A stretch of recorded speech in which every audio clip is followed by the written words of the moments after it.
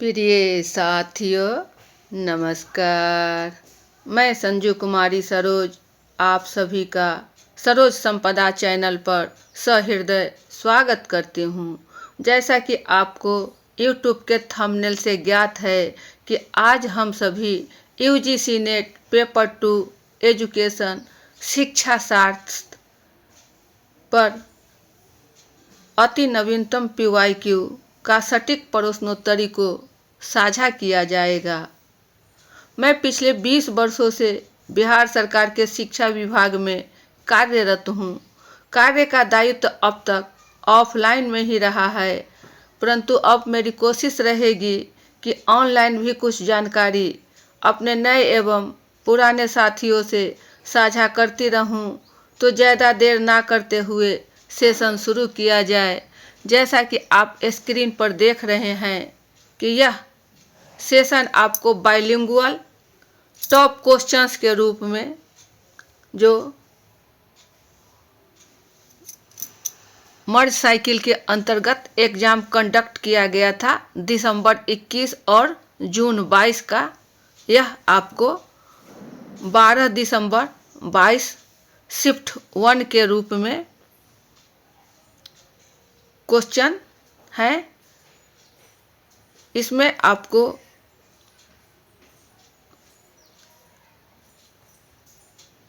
Previous year question को सटीक विश्लेषण के साथ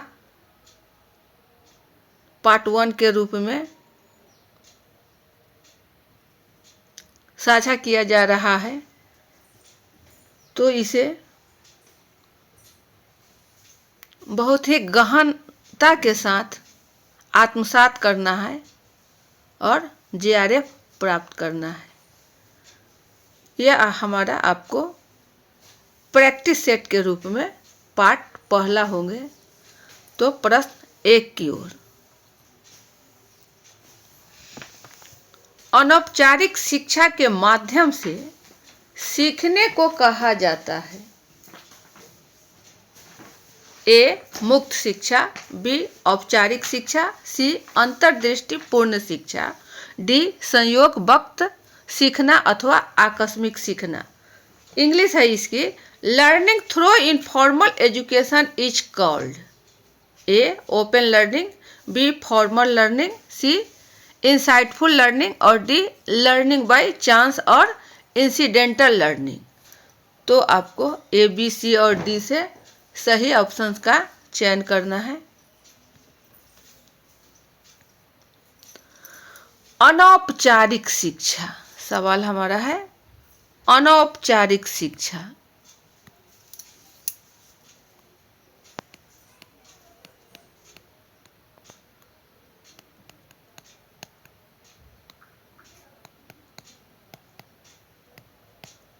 इसे इनफॉर्मल एजुकेशन,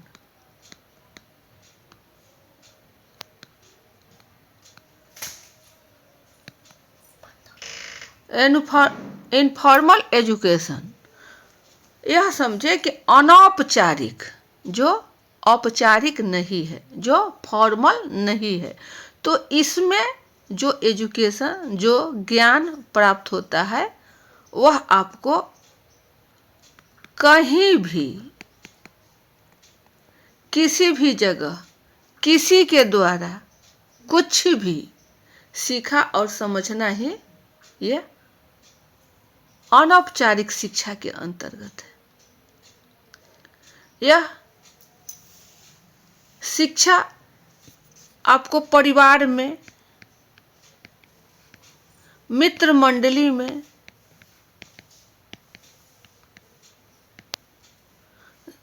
धार्मिक जगह पर, समाज में, खेल कूद में, यह सब आपको अनौपचारिक शिक्षा प्राप्त हो जाते हैं। यह सीखना एक चांस है, एक चांस है, यह एक संयोग है, यह एट रैंडम है, इंसिडेंटल है।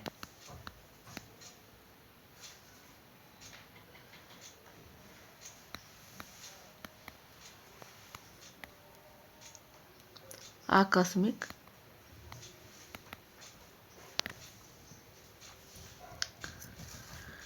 इस प्रकार की शिक्षा में निश्चितता नहीं होती है, निश्चितता नहीं होती है।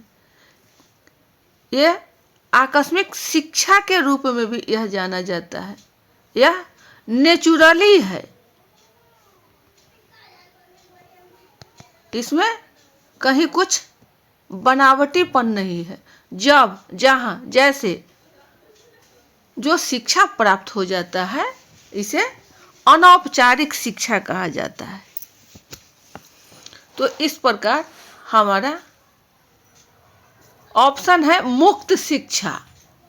मुक्त शिक्षा, तो मुक्त शिक्षा इसमें आपको ऐसे संस्थान, ऐसे इंस्टीट्यूट जहां प्रवेश के लिए, एडमिशन के लिए आपको मिनिमम क्वालिफिकेशन, यहाँ मिनिमम क्वालिफिकेशन, इसके आधार पर आपको प्रवेश होता है। तो यह मुक्त शिक्षा है। यह मुक्त शिक्षा दूर रहकर, डिस्टेंस लेवल पर पत्राचार के माध्यम से भी प्राप्त किया जाता है। दूसरा है आपका बी, औपचारिक शिक्षा। औपचारिक, फॉर्मल एजुकेशन।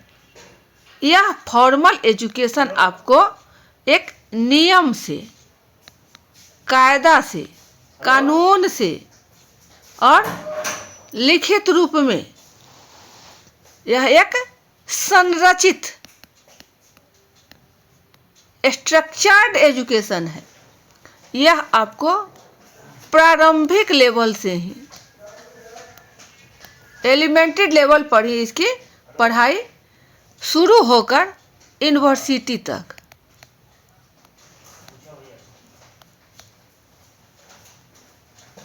यह कंटिन्यूटी रहती है। इस प्रकार के शिक्षण में आपको कॉमर्शियल, टेक्निकल,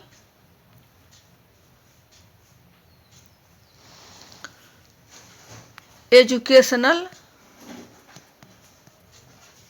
ट्रेनिंग, ये सब शामिल रहते हैं। तो अनौपचारिक शिक्षा पूछ रहा है। मुक्त शिक्षा आपको होंगे नहीं, औपचारिक शिक्षा होंगे नहीं। अंतर्दृष्टिपूर्ण शिक्षा, इनसाइटफुल लर्निंग, इनसाइटफुल लर्निंग, ये इनसाइटफुल लर्निंग आपको किसका दिया हुआ है? कोहलर महोदय का। यह है आपको कोहलर का।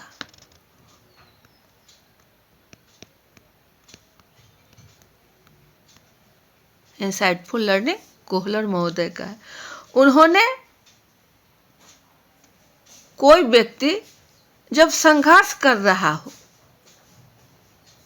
और उसके समस्या का समाधान अपने आत्मिक ज्ञान से, अंतर्दृष्टि के ज्ञान से जब वह प्राप्त कर लेता है तो वह अंतर्दृष्टिपूर्ण शिक्षा। तो यह भी आपको अनौपचारिक शिक्षा नहीं है। अनौपचारिक शिक्षा आपको है संयोग से या आकस्मिक रूप से, चांस, इंसिडेंटल, जो आपको डी की ओर जा रहा है, ऑप्शन डी की ओर। तो सही उत्तर हमारा डी, लर्निंग बाय चांस और इंसिडेंटल लर्निंग, ये हमारा सही उत्तर। ये रहा हमारा सही उत्तर। संयोग वक्त सीखना अथवा आकस्मिक सीखना। चले प्रश्न 2 की ओर। निःशक्त व्यक्ति ऑब्लिक दिव्यांग व्यक्ति अधिनियम किस वर्ष में लागू किया गया था? इन which year the persons with disability PWD Act was enacted? A 1992, B 1995, C 1998 और D 2006। तो A, B, C और D से सही विकल्प का चयन करना है कि निःशक्त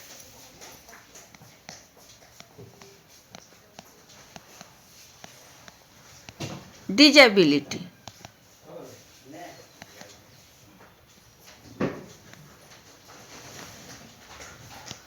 डिजेबिलिटी इसमें यह किस वर्ष लागू किया गया था? यह आपको ज्ञात होगा कि जो व्यक्ति विकलांग होते हैं, जिसमें विकलांगता की मात्रा होती है, यानी निःशक्तता, इसकी विकलांगता की मात्रा होती है कि कितने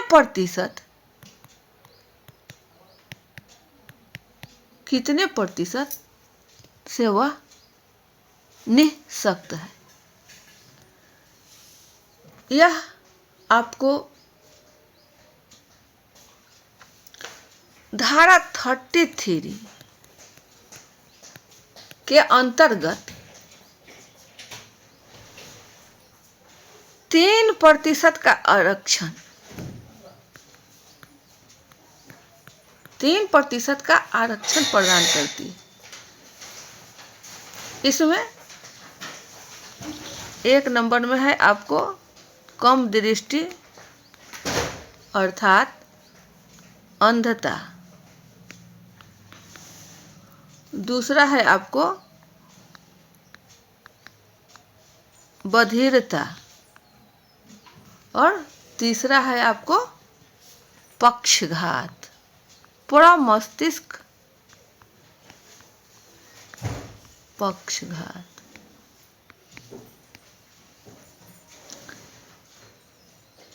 से पीड़ित व्यक्ति जो भी होते हैं उनको आरक्षण दिया जाता है। यह हमारे अधिनियम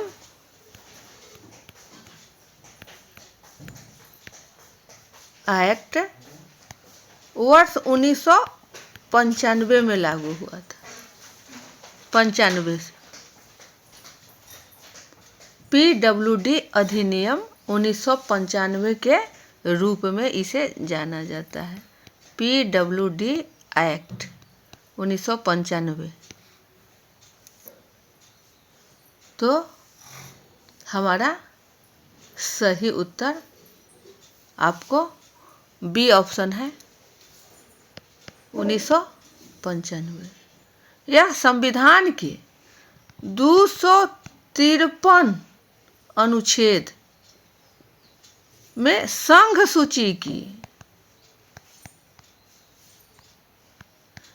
क्रम संख्या 13 के अंतर्गत यह अधिनियमित है।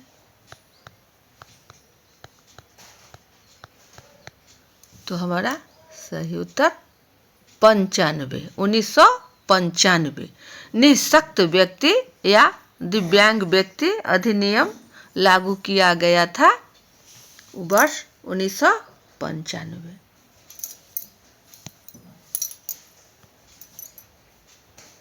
ये रहा हमारा सही उत्तर। नेक्स्ट क्वेश्चन, निम्नलिखित में से कौन सा MOOCs का प्लेटफॉर्म अर्थात मंच नहीं है?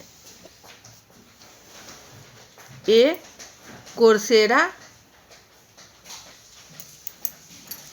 बी EDX, सी फ्यूचरलर्न, डी मैसाचुसेट्स और ई स्वयं। ऑप्शंस में आपको 2 का ही चयन करना है या 1 का। A and B only, B है आपको C and A only, C है C एंड D ओनली और D है आपको सिर्फ D। ये प्लेटफॉर्म कहेंगे या मंच कहेंगे। ये मंच। तो मुख, मुख यह आपका मुख है। इसका फुल फॉर्म भी आपको पूछा जाता है। यह है आपको मैसिव ओपन ऑनलाइन कोर्स। मूक को कहते हैं मैसिव ओपन ऑनलाइन कोर्स। तो यह आपको नहीं है, सवाल है कि मूक का प्लेटफॉर्म नहीं है, आपको नहीं में बताना है वह नहीं। इन 5 से किसी एक या 2 का चयन करना है। मैसिव ओपन ऑनलाइन कोर्स, तो ये हमारा है कोर्सेरा। कोर्सेरा यह आपको ओपन ऑनलाइन पाठ्यक्रम है। ओपन ऑनलाइन पाठ्यक्रम है। यह ऑनलाइन पाठ्यक्रम प्रमाण पत्र और डिग्री प्रदान करने के लिए संगठन के रूप में कार्य करता है।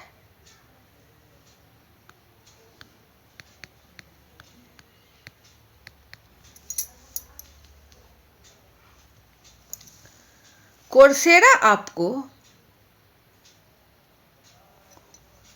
Free open course,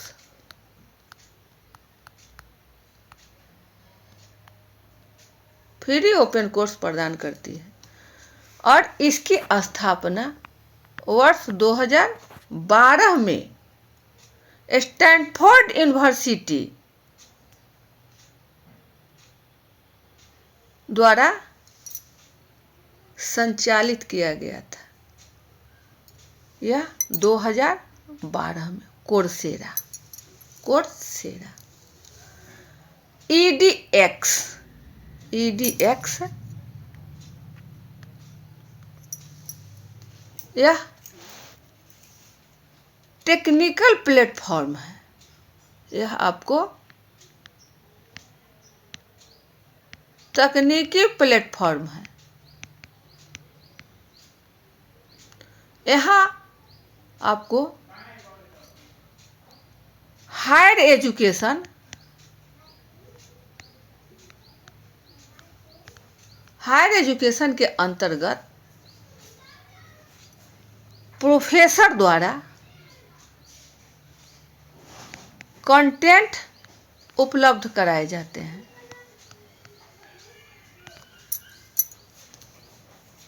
EDX C है आपको फ्यूचर लर्न। यह एक शिक्षा मंच है। यह आपको एक शिक्षा मंच है जो डिजिटल रूप में है। यह शिक्षा मंच डिजिटल है और डिजिटल में भी यह ब्रिटिश का है, ब्रिटिश डिजिटल। ब्रिटिश डिजिटल है जो आपको 2012 दिसंबर में स्थापित किया गया था। यह future learn massive open online course का एक प्लेटफॉर्म है। यह एक प्लेटफॉर्म है किसका? मैसिव ओपन ऑनलाइन कोर्स, मूक का यह एक प्लेटफॉर्म है। तो हमारा ए भी नहीं है, बी भी नहीं हुआ, सी भी नहीं हुआ। मैसाच्यूट्स, मैसाच्यूट्स MIT मैसाच्यूट्स यह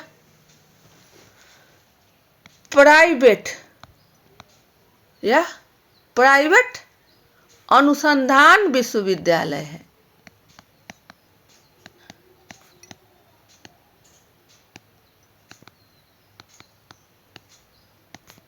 यह प्राइवेट अनुसंधान विश्वविद्यालय है।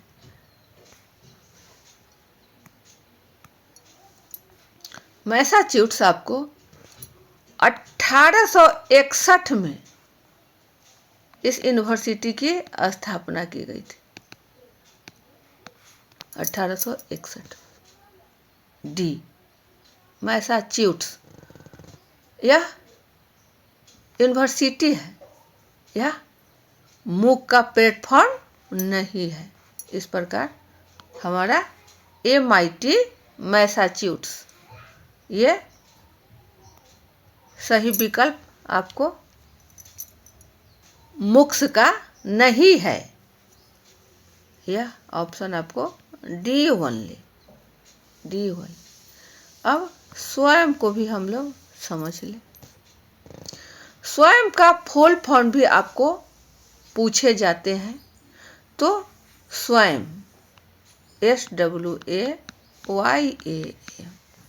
स्वयं, यह है आपको study waves, study waves of active learning for young aspiring minds। यह इसका स्वयं का फुल फॉर्म है study waves of active learning for young aspiring minds. यह आपको MHRD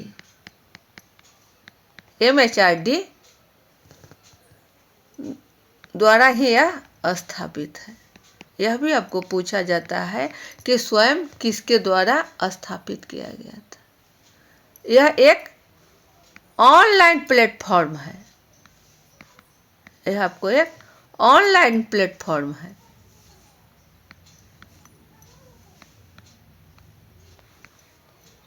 यह 9 जुलाई 2017 को लॉन्च किया गया था स्वयं। इसमें वर्ग 9 से PG तक स्नातकोत्तर, इसको स्नातकोत्तर या परास्नातक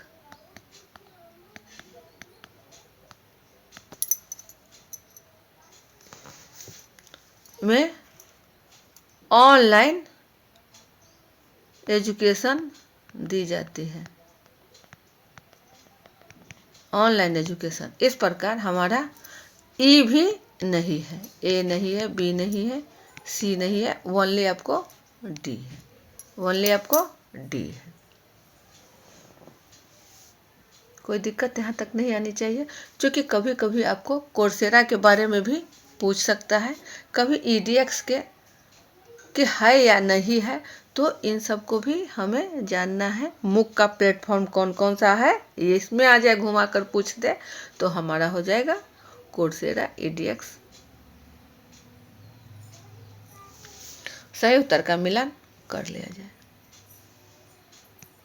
ये रहा सही उत्तर डी ओनली, स्वयं नहीं है। Massachusetts, MIT Massachusetts, MIT Massachusetts, MIT Massachusetts. चले, अब यह आपका ऑनलाइन प्लेटफॉर्म नहीं है, नहीं है। चले, मैसाचुसेट्स चौथा प्रश्न, निम्नलिखित समितियां और आयोग को उनके स्थापना के क्रम में रखें। ए जस्टिस वर्मा समिति, बी राष्ट्रीय ज्ञान आयोग, सी राष्ट्रीय शिक्षक आयोग और डी माध्यमिक शिक्षा आयोग। Arrange the following committees and commissions in order of their establishment. A justice Verma committee, B national knowledge commission, C national commission on teachers, D secondary education commission. तो आपको क्रम में देना है, इसको अरेंज करना है, क्वेश्चन को अरेंज करना है, क्रम में डालना है। पहला है हमारा justice Verma committee. Justice Verma committee कब आया, इसका वर्ष हम लोग यदि जान लेते हैं तो ये हमें आसानी से हो जाएगा क्रम करने के लिए कि ये सही क्रम कौन सा है। ठीक है, तो जस्टिस वर्मा आपको है 2012। जस्टिस वर्मा कमेटी आई आपको 2012। या समिति आपको सेवा पूर्व शिक्षक शिक्षा, सेवारत शिक्षक शिक्षा की गुणवत्ता, शिक्षक प्रदर्शन एवं शिक्षक के अनुदान के लिए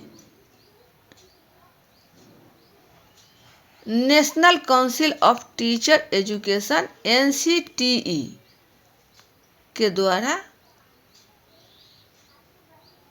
इसे स्तंभित किया गया था। तो जस्टिस वर्मा समिति हमारा है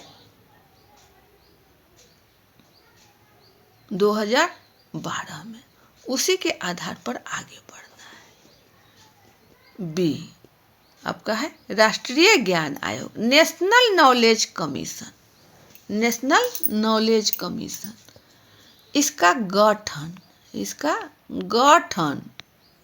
कब हुआ, तो आपको 2005 में हुआ, परंतु इससे 2005 में गठन किया गया, लेकिन कार्य प्रणाली फंक्शन आपको 2006 से शुरू हुआ।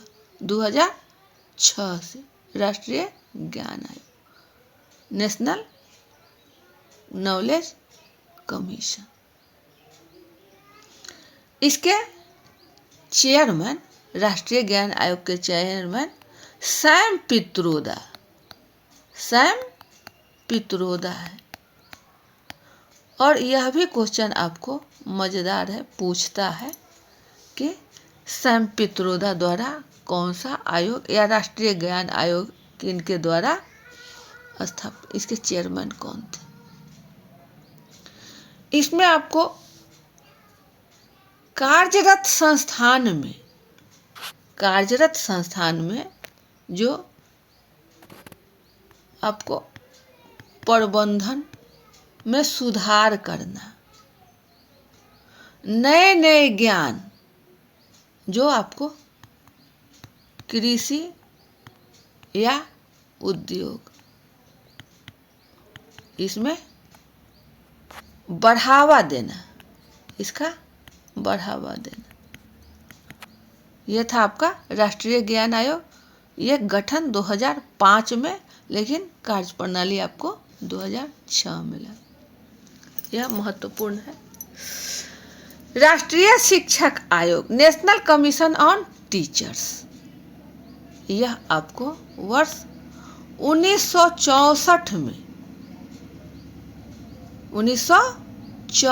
में राष्ट्रीय शिक्षक आयोग DS कोठारी, दौलत सिंह कोठारी, ये नाम भी आपको कभी कभी पूछता है कि DS कोठारी का फुल फॉर्म क्या था। तो दौलत सिंह कोठारी की अध्यक्षता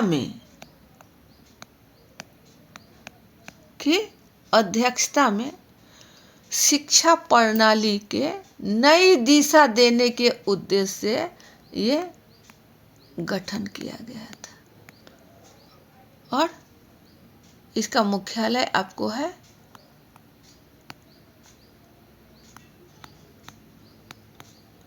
दिल्ली में। यह राष्ट्रीय शिक्षक आयोग आपको नेशनल कमीशन ऑन टीचर्स 1964 में DS कोठारी की अध्यक्षता में गठन किया गया था। चलिए 64 इसका है। माध्यमिक शिक्षा आयोग, माध्यमिक शिक्षा आयोग, यह आपको वर्ष 1952 में है। यह आपको 1952 में है। भारत सरकार के एल स्वामी मुदालियर, इसे मुदालियर आयोग भी कहा जाता है और इसको माध्यमिक शिक्षा आयोग भी कहते हैं। लक्ष्मण स्वामी मुदालियर ने आयोग की अध्यक्षता की, स्थापना की। इसमें आपको पाठ्यचर्या,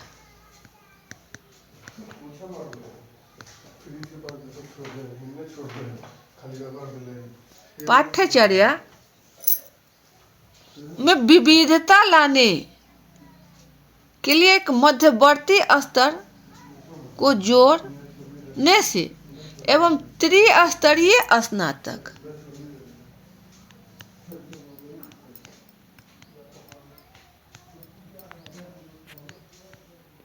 त्रिस्तरीय स्नातक पाठ्यक्रम की शुरुआत की गई थी। यह आपका मुदालियर आयोग, मुदालियर कमीशन 1952 में। इस प्रकार हम सब आसानी से अपने उत्तर की ओर जा सकते हैं। तो सबसे पहले हमारा आया मुदालियर आयोग, यानी 1952। उसके बाद आपका हो गया 1964 और उसके बाद आया आपका 2005 और उसके बाद आया आपका 2012। ये है आपका D, C, B और A। कोई दिक्कत यहाँ तक नहीं आनी चाहिए। D, C, B, A, यह है आपको ऑप्शन C में, ऑप्शन C।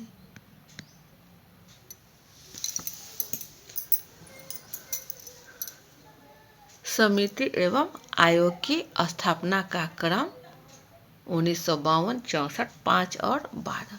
ये बहुत ही महत्वपूर्ण टॉप क्वेश्चन में आपको है, इसे बिल्कुल आत्मसात करना है कि जस्टिस वर्मा 12 में, राष्ट्रीय ज्ञान आयोग 5 में, राष्ट्रीय शिक्षक आयोग 64 में और माध्यमिक शिक्षा आयोग या मुदालियर कमीशन आपको 1952।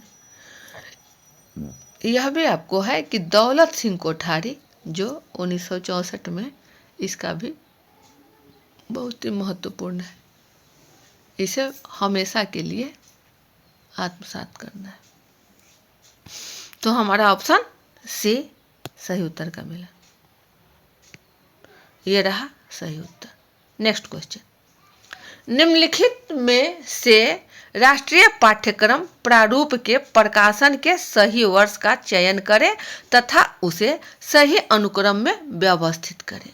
Choose the correct year of the publication of national curriculum framework out of the following and arrange in sequential order. A 1972, B 1975, C 1987, D 2000 और E 2005। ऑप्शंस आपको है A ADE, B BDE, C BCE और D CDE। तो दिए गए विकल्प से A B C और D से चयन करना है कि कौन सा कोई 3 है जो सीक्वेंस में है। चल, राष्ट्रीय पाठ्यक्रम यानी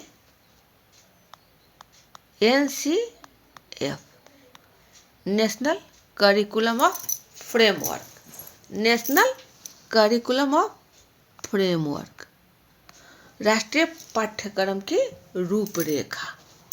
इसका अरेंज वर्ष करना है, यह आपको किस वर्ष और कब हुआ।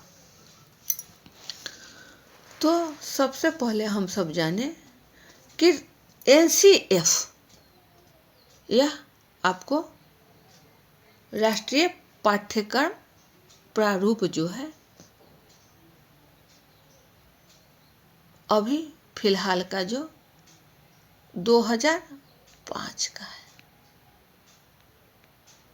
2005 का। इसके पहले आपको 1975, 1988 और 2000 में प्रकाशित हुए थे।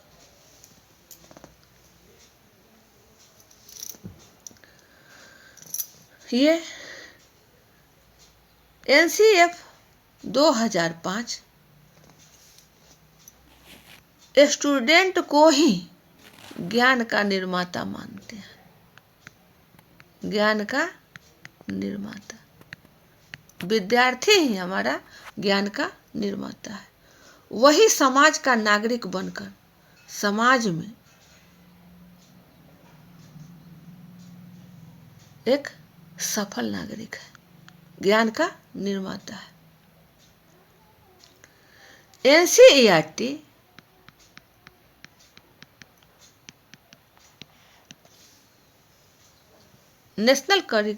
National council of educational research and training,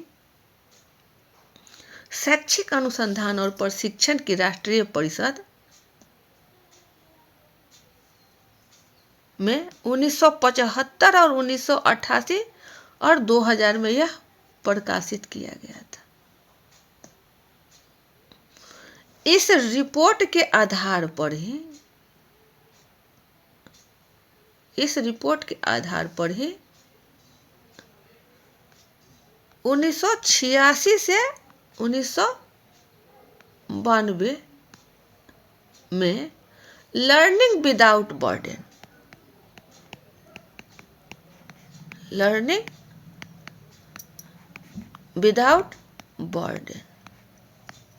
बिना बोझ के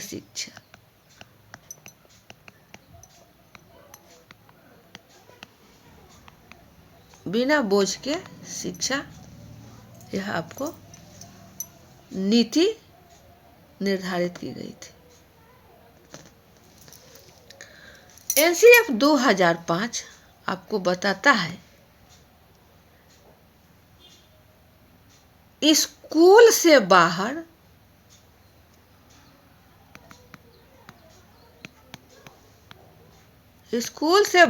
का जो भी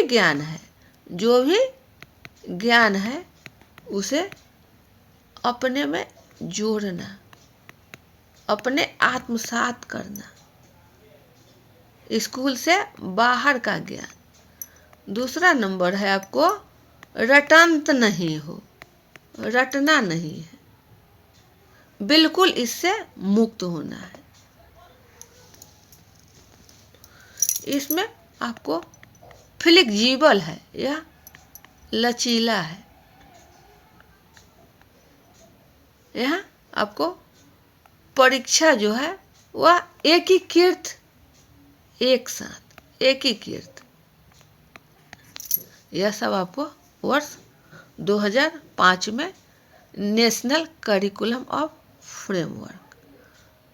इस प्रकार हमारा सही ऑप्शन 1975, 1988 और 2000 के रेंज से जब मिलान करते हैं तो सबसे पहले हमारा आ रहा है बी में, बी है और सी है, ए खत्म है और डी खत्म है, बी और सी में।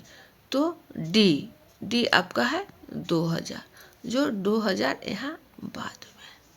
तो सी हमारा 87 है, सी हमारा 87 है। और 2000 है। तो नेशनल करिकुलम जो है आपको 1975 1975, उसके बाद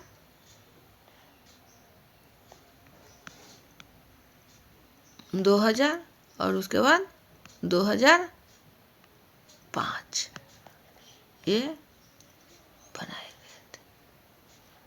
75, 2000 और 2005 में NCF। कोई दिक्कत नहीं। 2005 के पहले भी नेशनल करिकुलम ऑफ फ्रेमवर्क आपको थे, जो 1975 और 2000 में थे। तो सही उत्तर हमारा क्या हुआ? ऑप्शन बी की ओर है। ऑप्शन बी की ओर है, ये रहा सही। बी, डी और ई। अगला क्वेश्चन, नीचे दो कथन दिए गए हैं। रूब्रिक्स का इस्तेमाल समकक्षी फीडबैक के लिए किया जा सकता है। कथन 2, रूब्रिक्स का इस्तेमाल केवल जोड़ों के फीडबैक समकक्षी हेतु किया जा सकता है। Statement 1, rubrics can be used for peer feedback. Statement 2, rubrics can be used only for peer feedback.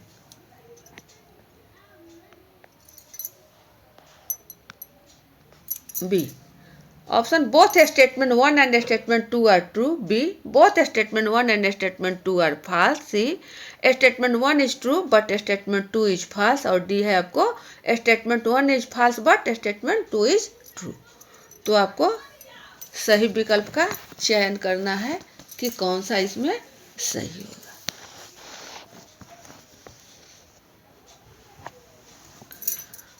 Rubrics का इस्तेमाल समकक्षी पीयर फीडबैक के लिए किया जाता है। यह कथन आपको सही है। समकक्षी जो एक ही उम्र, एक ही कक्षा में और उसमें फीडबैक प्रतिपुष्टि दी जाती है। इसमें छात्रों के उत्पाद एवं प्रदर्शन का आकलन, छात्रों के उत्पाद एवं प्रदर्शन का आकलन किया जाता है। यह बहुउद्देशीय स्कोरिंग गाइड है। यह टीचिंग को मदद करने में, ध्वनि मूल्यांकन में योगदान एवं कार्यक्रम में सुधार के लिए इसका उपयोग किया जाता है। यह प्रायः मानक के रूप में, किसका मानदंड, जो छात्रों के उत्पाद एवं प्रदर्शन की व्याख्या करता है, इसे रूब्रिक को ग्रेडिंग के रूप में किया जाता है। ये इसमें रूब्रिक्स आपको टीचर एंड पुपिल, स्टूडेंट दोनों के लिए यह उपयोगी है। यह दोनों को मार्गदर्शन देता है।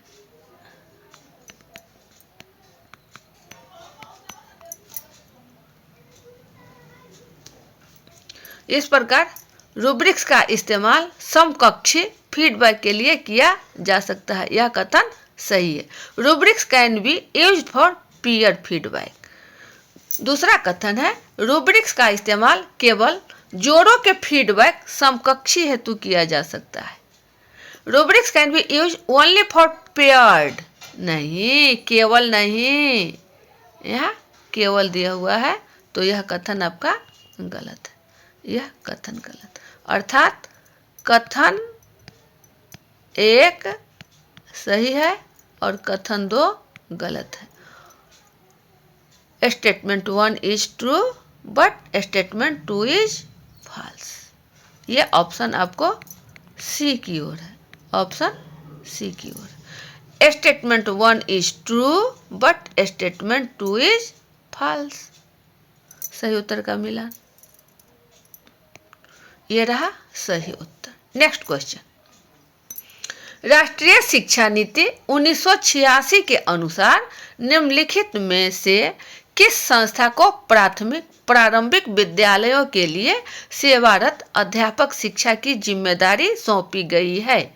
A, institute of advanced studies in education. B, college of teacher education. C, district institute of education and training.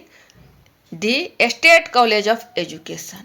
Which of the following institutions has been entrusted the responsibility of in-service teacher education for primary elementary schools as per national policy on education 1986?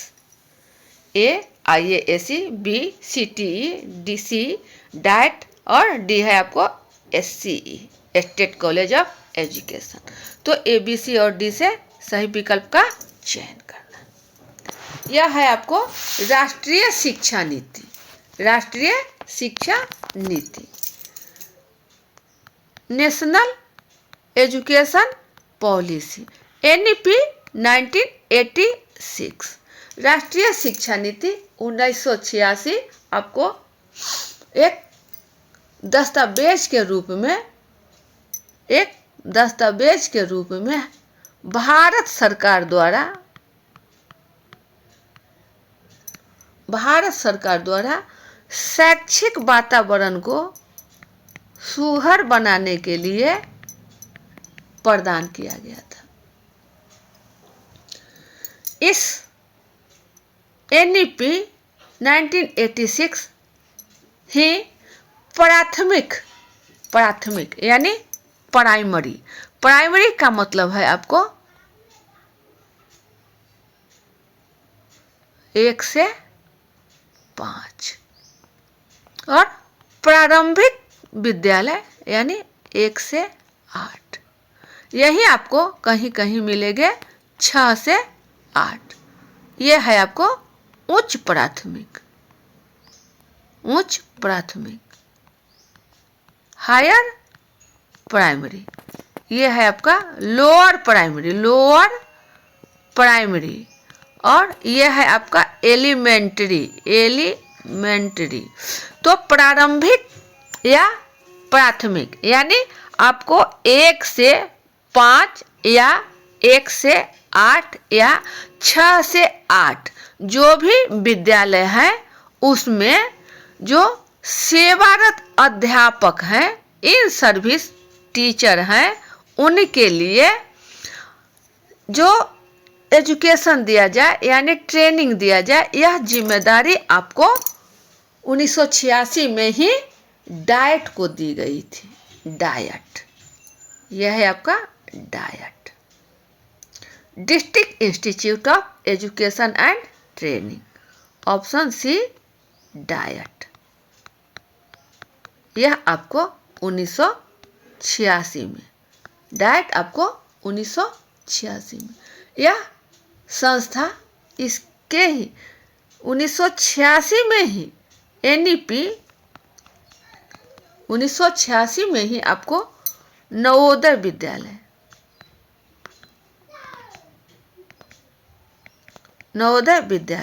इसमें आपको सुदूर ग्रामीण क्षेत्र के बच्चे, सुदूर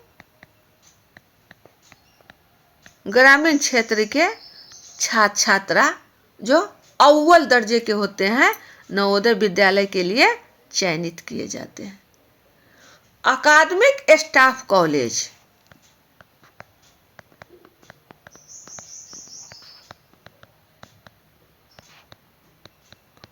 ये आपको NEP 1986 एवं डायट यह भी आपको स्थापित की गई थी। कभी कभी आपको डायट का फुल फॉर्म भी पूछता है।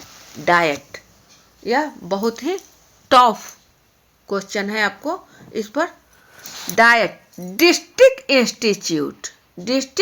इंस्टीट्यूट ऑफ, यहाँ of, district institute of education and training, district institute of education and training, diet, DIET। यह आपको प्रायः सभी जिला में देखने को मिलते हैं। इस प्रकार हमारा सही ऑप्शन सी है। सही option C. Institute of advanced studies in education, ये है आपको IASE। यह एक इंस्टीट्यूट है जो भारत सरकार द्वारा स्थापित किया गया था। इसमें आपको कुछ विषयों पर जो सृजनात्मक सोच को बढ़ावा दे, यह आपको क्रिएटिव सृजनात्मक सोच को बढ़ावा दे, शैक्षिक शोध को माहौल बनाए,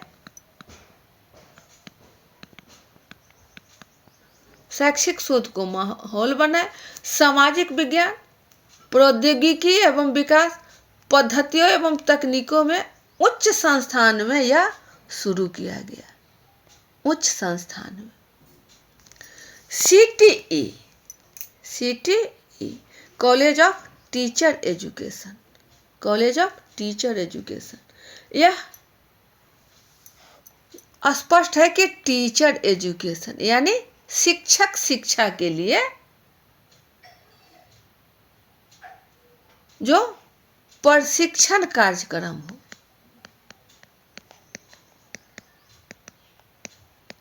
कार्यक्रम हो, इसका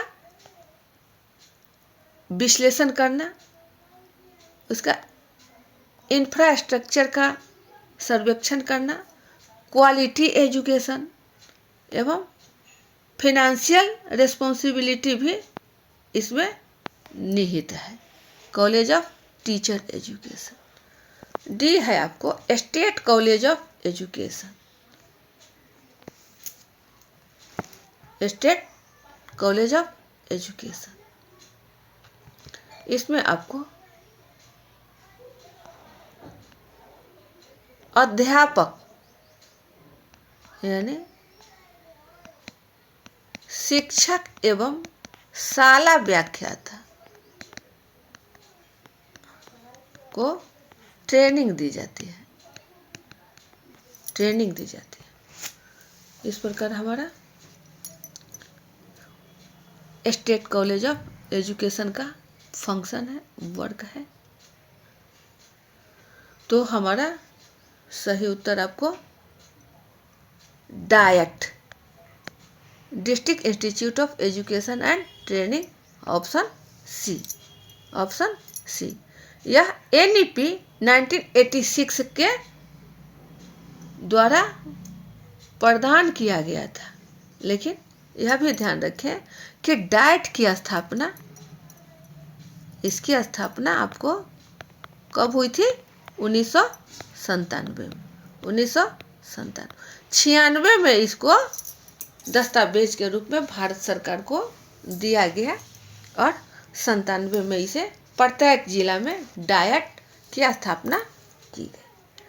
तो सही उत्तर हमारा सी हो गया। सही उत्तर का मिलान कर लिया जाए। यह रहा हमारा सही उत्तर, district institute of education and training. तो सेशन ज़्यादा लंबा ना हो, वीडियो ज़्यादा लंबा न बने, अब यही सेशन को बाइंड अप किया जाता है। पुनश्च फिर अच्छे प्रश्नों को लेकर हम सब उपस्थित होंगे, क्योंकि अब परीक्षा बहुत ही नज़दीक पर है। इसको हमें अभ्यास करना है, प्रैक्टिस करना है।